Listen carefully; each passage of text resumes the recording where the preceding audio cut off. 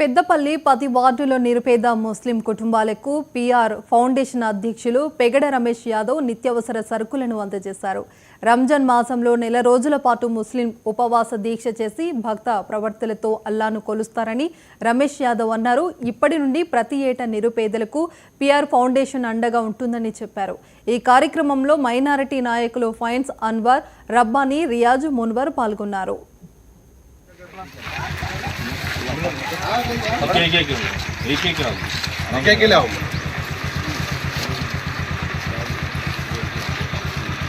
పెద్దపల్లి ముస్లిం సోదరిమణులకు PR foundation తరపున నిత్యావసర సరుకులు ఇవ్వడం జరిగింది. ఈ పిఆర్ ఫౌండేషన్ ప్రతి ఒక్క పేద ధనిక వర్గాలని కాకుండా పేదోళ్లకు అందుబాటులోకి ఉండే విధంగా ఈ ఫౌండేషన్ స్థాపించడం జరిగింది.